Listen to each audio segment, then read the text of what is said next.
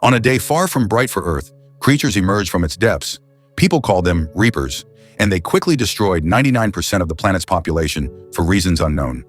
The Reapers don't attack humans at altitudes above 8,000 feet, which allowed a small portion of the population in certain countries to survive. In America, the safe zones turned out to be the Rocky Mountains in Colorado. Here, in the settlement of Lost Gulch Refuge, lives a boy named Hunter. One day he ventured beyond a boundary marked by a blue line on the ground and narrowly escaped a Reaper hunting below the safe threshold. Hunter's father, Will, scolds his son for taking such a risk. Will is particularly worried because Hunter has a lung condition that prevents him from running, and after the death of his wife, Tara, Hunter is the only family he has left. Later, Will tells his neighbor, Katie, that Hunter only wanted to see the neighboring settlement. Katie feels sorry for the boy. There are no other children in their village for him to befriend, and most of all, he misses his mother terribly. Meanwhile, in the yard next door, a woman named Nina is unsuccessfully trying to find a way to kill Reapers. She tests various alloys by crafting bullets and firing them at a piece of Reaper armor. Will remains skeptical of Nina's experiments, often reminiscing about Tara, who left with Nina on a dangerous mission to procure essential chemicals and perished in the jaws of a Reaper. That night, Hunter suffers another attack. Will manages to stabilize him but realizes their stock of necessary medication is nearly depleted. The next day, Will buys macaroni at the local shop, a food item now worth a fortune. Despite the cost, it's Hunter's birthday, and macaroni is his favorite dish. Hunter, however, is curious why his father no longer uses the radio. Will explains that electricity has become a scarce resource and must be reserved for Hunter's life support machine. Will also mentions that the filters for the machine are running low. To replace them, he must travel to the nearest town, located below the safe altitude. Later, Katie, who was Tara's close friend, visits Will. She reminds him that it's Friday, and they reminisce about how weekends used to be before the invasion. Their conversation is interrupted by a gunshot from Nina's yard as she tests another bullet. They exchange glances, surprised at her persistence. That night, Hunter's condition worsens again. Will gives him an injection and barely manages to relieve the symptoms. The following day, Will approaches Nina and announces that he plans to head to the town tomorrow, claiming he knows a safe road. Nina insists there's no such thing. Will explains that the filters in Hunter's device are almost gone, leaving him no choice but to retrieve replacements from a hospital. Nina warns that the journey requires descending through passes patrolled by Reapers. Will then reveals his secret. He plans to use an abandoned mine that cuts through the mountain to reach the town. Nina reminds him that the Reapers originated from underground and that mines are their natural habitat. However, Will insists he knows the mine well, and the distance to travel is relatively short. He sets a meeting time for tomorrow, though Nina firmly declares she won't be joining him. After Will leaves, Nina spends a long time staring at a pirate flag banner she had vowed to raise over the mountains once she discovered a way to fight the Reapers.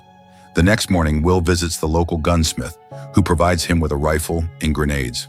Although the weapons aren't particularly effective against the predators, they can at least slow them down. The gunsmith shares his personal supplies and wishes Will good luck. Katie arrives, upset that Will hadn't told her about his plans. Despite his objections, she arms herself and declares that she's going with him. Nina greets Katie with hostility, insisting that she's unprepared to face the Reapers, having never even seen one up close. Nina predicts certain death for the group. Will explains his plan. Once they reach a ski slope, they'll use a lift to descend to the mine entrance. He hopes the equipment is intact and that he'll be able to get it working. The group sets off. In response to questions, Nina reveals that she hopes to reach her lab where she knows the specific chemical she needs to continue her work. Nina also brings two of her inventions, a compass and a device that can detect Reapers nearby by picking up their high bioelectromagnetic impulses, far stronger than those of any creature on Earth. Soon they reach a fire road about a mile from the ski slope. However, this marks the end of the safe zone. The group crosses the boundary and moves cautiously, weapons at the ready. They come across several wrecked vehicles, scavenging supplies and weapons from them. Katie takes a grenade launcher, displaying her Texan upbringing and skill with such equipment. Meanwhile, Nina discovers a fragment of Reaper scale. As she retrieves it, a heated argument erupts between her and Katie. Katie blames Nina for Tara's death, while Nina dismisses Katie as an inexperienced nuisance. Will intervenes, breaking up the fight, and the group continues toward the abandoned ski area. Suddenly, a distant whinny echoes from the woods, surprising the group with the sight of wild horses now roaming freely in the mountains. Before long, they arrive at the ski resort. The summit and safety are within reach. However, Nina warns that reaching the top is impossible as a Reaper is already nearby. Will and Nina rush to the backup generators, attempting to power the lift, while Katie stands guard with a grenade launcher. She waits for the creature to appear from the forest, but sees no sign of it. Finally, the beast emerges from the tree line. Katie fires, but the grenade misses the agile monster. The Reaper charges toward her as Will manages to activate the lift. He and Nina leap into the gondola, which begins its ascent. Will fires at the Reaper, giving Katie a chance to climb into the lift tower. She is forced to jump, barely catching hold of the lift seat. The Reaper, undeterred, grabs the cable with its tentacle, snapping it. The group plummets to the ground, narrowly escaping into the safe zone. That night, they rest in an old guardhouse. Katie admits she's terrified, confessing she hadn't realized the nature of their enemy. She now sees the Reapers as perfect predators. Nina shares her perspective. The Reapers don't rest, nor do they consume humans, though they kill them relentlessly. They also leave other creatures untouched, leading her to doubt their biological nature. As the women fall asleep, Will reflects on an argument with his wife Tara. She had urged him to trust Nina, claiming she could save the world. Will resented the notion, believing Tara had no business risking her life, especially with her vulnerable son to care for.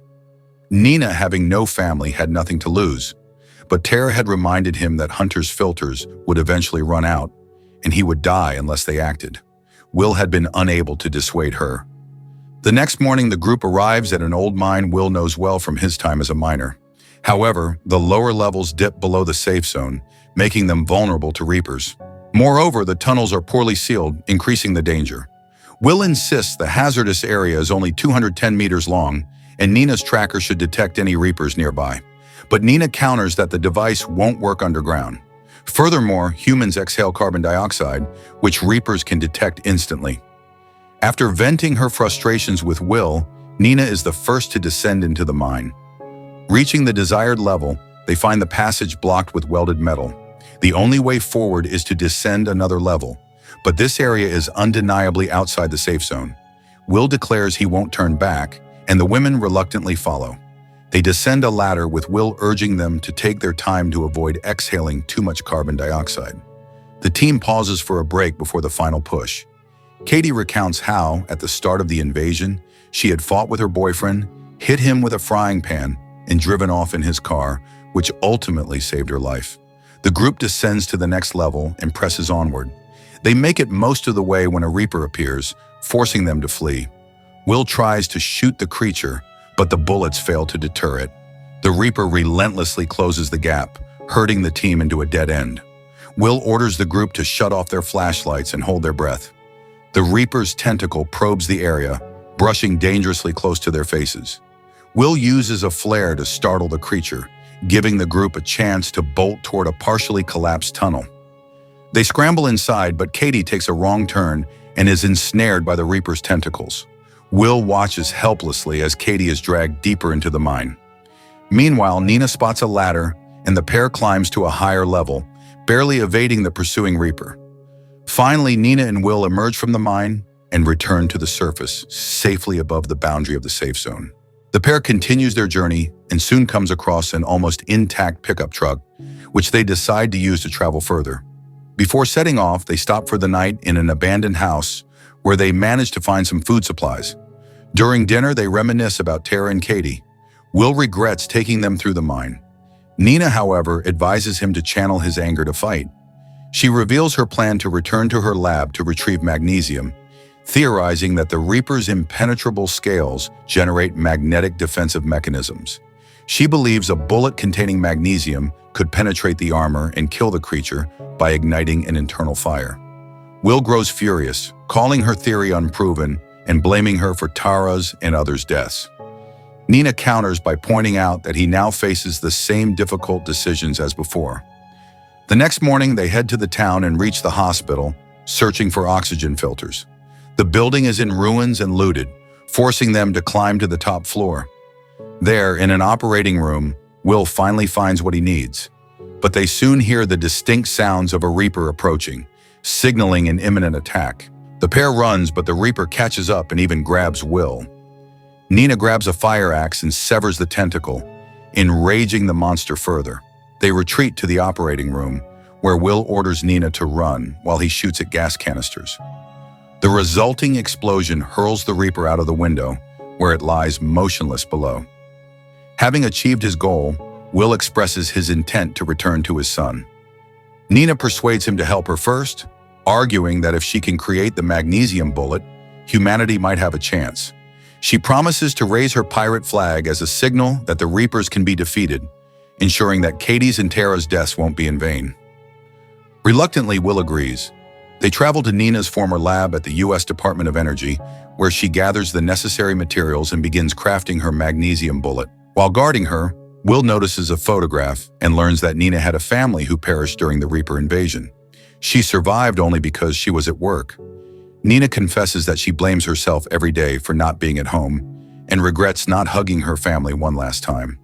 Will tries to console her, saying she couldn't have saved them, but Nina dismisses his words, saying such a life holds no meaning for her. Realizing it will take her much longer to perfect the bullet, Nina urges Will to return to his son, who is running out of time. She promises to keep working and will join him later, using her car parked outside. Will reluctantly drives off in the pickup. As Nina continues her work, she notices a power cell, which inspires her to use cobalt instead of magnesium. Just as she finishes the bullet, a Reaper attacks her. Meanwhile, Will speeds down the road when his truck's tires blow out, causing him to crash into a roadside tree. He is forced to run toward the safety line, but the Reapers close in, cornering him. Just as he nears safety, Will fires his gun, fully expecting to meet his end. Suddenly, a shot rings out, and the attacking Reaper explodes. Nina arrives just in time, wielding her cobalt-infused bullets, which cause the Reapers to detonate spectacularly. Examining the remains, the pair discovers that the Reapers are not biological creatures, but advanced machines of extraterrestrial origin, confirming Nina's theory. However, the reason for the specific safe altitude remains a mystery. They return to Lost Gulch, where Hunter greets his father with delight. Nina raises her pirate flag, signaling to nearby settlements that she has found a way to kill the Reapers.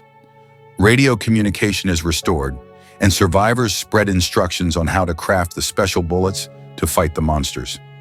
Later, Nina and Will visit a memorial dedicated to the fallen. They leave a bullet at the base of the monument, inscribed with Katie's name. Soon, a team of hunters armed with cobalt bullets sets out on a mission. Explosions echo through the Rocky Mountains as Reapers are destroyed one by one. In a post-credits scene, humans are shown reclaiming their planet. One night, while Nina stargazes through her telescope, Will joins her. Together, they watch as 3 glowing objects enter Earth's orbit. The film unexpectedly turns out better than anticipated for a post-apocalyptic monster movie.